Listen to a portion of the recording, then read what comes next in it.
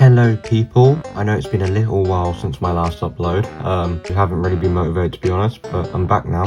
But you may be wondering, why am I not where I usually am? Well, the table that has the grass on it is being used at the moment, so I'm just going to use my eBay backdrop if that's fine with you. Let me know if you want me to use it more, because I think it looks quite nice, but yeah, I'll just get started with the video, I guess. So, I realised it's been well over a year since I made a Tomix video, which actually surprised me, because I thought, it literally felt like I made one yesterday, but apparently not. So, today I'm going to show you my updated Tomix Thomas collection 1 year later, so hope you enjoy. First off, we have a standard Tomix N Thomas. This is the older release from 2001. I know there was one before it that released in 1998 or 1999 which had a different style of motor, but this is the later release. He's pretty much the same as last year, just haven't really used my Tomix stuff much, but yeah. One creepy thing I should point out is that his pupils are really small. It looks like he's staring into my soul, but yeah, he's just a standard Tomix Thomas, nothing really special. He's missing his lamp irons like they always have, and he's got yellow whistles. Don't really know what more I can point out, to be honest. I've got another Thomas, which has a CGI face, but other than that, they're basically the same. I don't know if it picks up on camera, but this one has a darker running board, I think. I don't know which one has a better face in my opinion. Quite like both of them, but you're gonna have to let me know. But yeah, they're basically the same, nothing special. This is the later one, which released in 2016. It's the only CGI engine I've got. I got it for my birthday about a year ago. And yeah, he's probably one of my smoothest runners in my opinion. This Thomas runs great both forward and backwards. I forgot to mention with this Thomas as well, but he's also a nice runner. This one's 24 years old now, which is crazy. So yeah, here are all my Thomases, nothing too special. So yeah, since we're doing this by number order, I might as well start with the biggest engine I've got.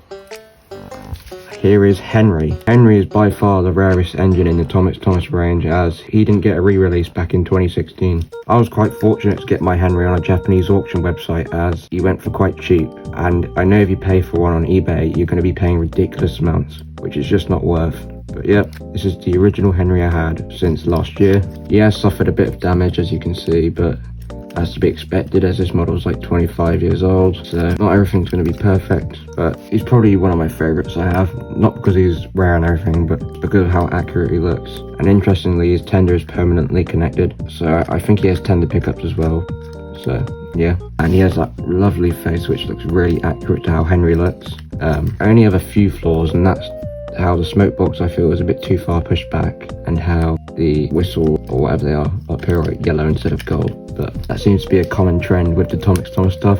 So yeah, he also runs pretty good. The reason why I'm not really using track is because most of my track is like stored away, and I plan on buying an N-gauge layout eventually so I can run these guys properly instead of just building a layout and then putting it back. So yeah, here is Henry. Next we'll start off with the best character in the world, is James. Now, believe it or not, this is like my third Tomix James. Quite a while ago, it became a joke that whenever I had a Tomix James, I'd just break it by accident. So the first one I had was a CGI one I got on my birthday. I can't really remember what happened to it, but I think I dropped it and then it just stopped working, which is typical like me. The second one I had, I was running it on my track and it fell off the track and it stopped working. They were both CGI Jameses, by the way, and this one here is the older style James with the older face, which I prefer. I've had him for about a year now, so thankfully this will be the James that I keep, because I do not want to buy another James, because I had to sell my other two. One of them I sold to Percy 812, which he fixed up. So this is my James. He's again one of my favourites. I don't really like the black buffers here, they just look a little cheap. It looks like Buckman Duck syndrome. But the thing I do like about James is that this is done in gold, because it looks a lot nicer in gold, because it looks less like a toy and more like a model. With James, his tender's detachable. I just have it attached at the moment because I don't want to drop it. But the good thing about his tender is that it won't fall off like a Bachmann James or something. But yeah, like the others, James runs good. Hopefully this James will be the one that stays, because I do not want to buy another one again.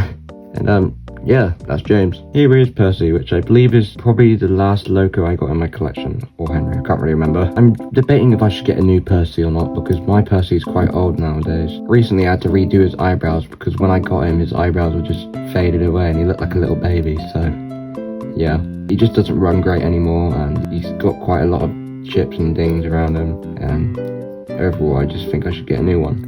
I have got his faces as well, but I'm a bit too lazy to get them out right now. I don't know if it's just me, but I think his wheels are too small. Like, I could be wrong, but I'm pretty sure Percy's wheels should be the same size as Thomas's, but they're obviously not here, so yeah. But Percy's a nice model as well. He has a removable face, so I can kill him if I want to. He has got yellow whistles and everything, but oh well.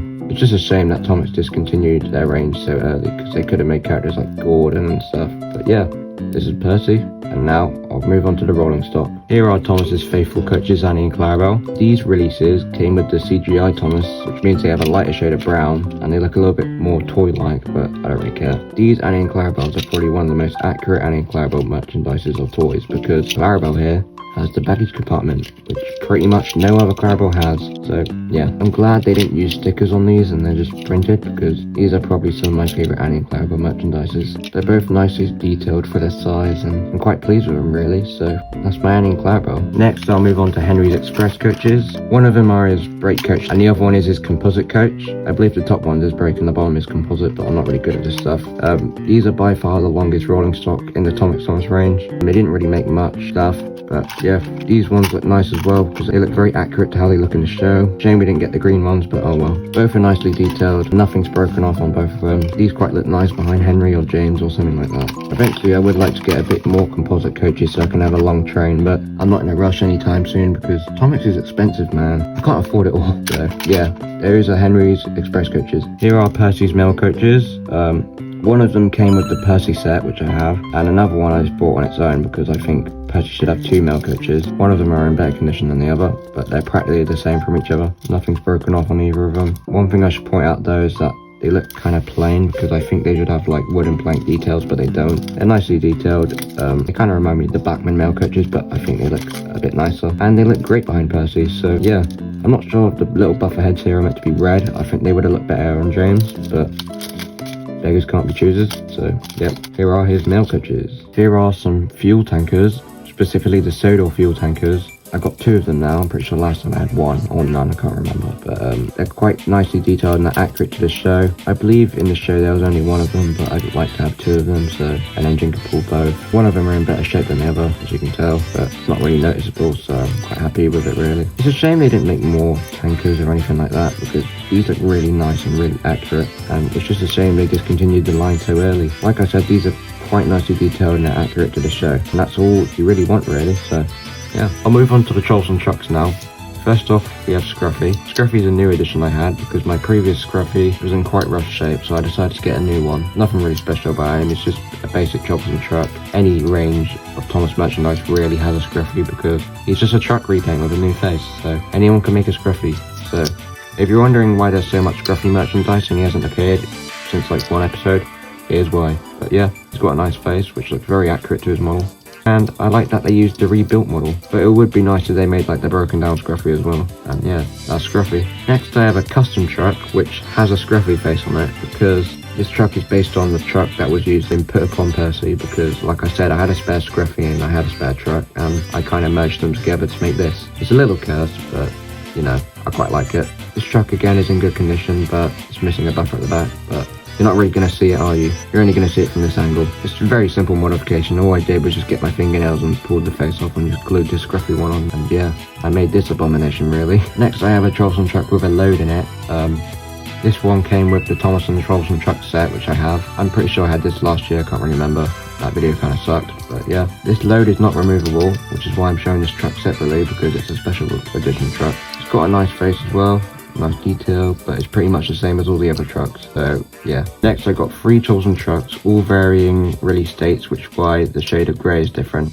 The one with the logs in it came with the Thomas set, which is why I put the logs in there. They are removable, but I just have them there for now. The other 2 I think came with my broken Jameses, which I had, or different sets. Doesn't really matter really, because they're all the same.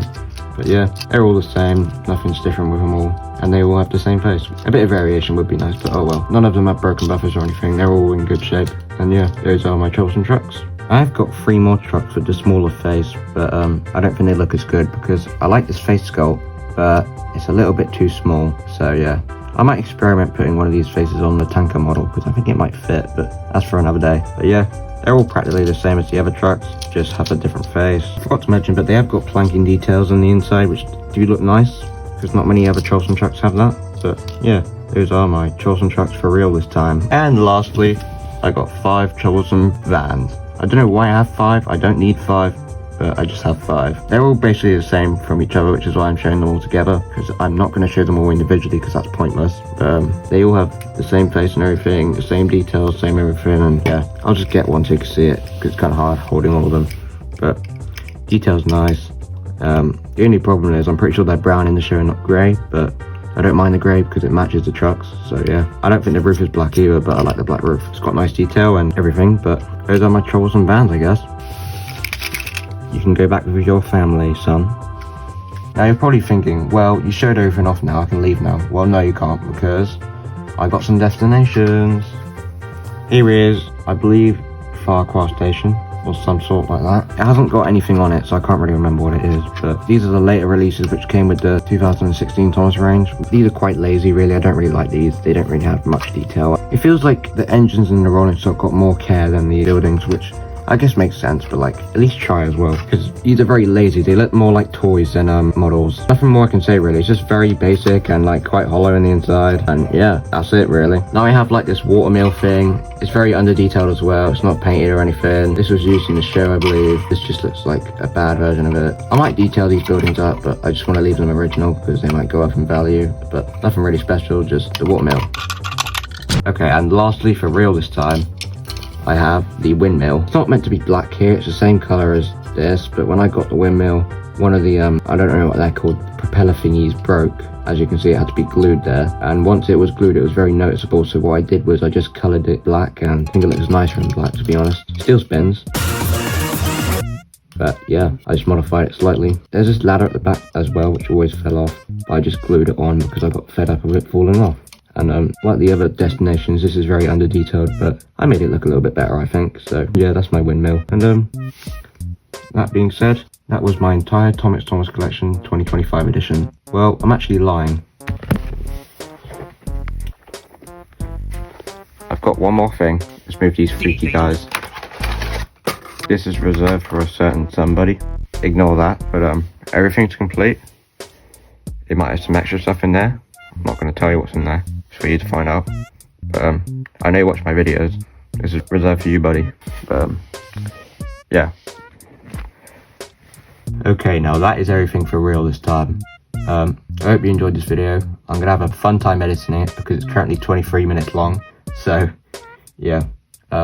Sorry I haven't uploaded in a while, like I said, just haven't been motivated, but hopefully I'll get back in the routine. I've just been kind of busy really and lazy. So yeah, thank you for watching and I'll see you next time.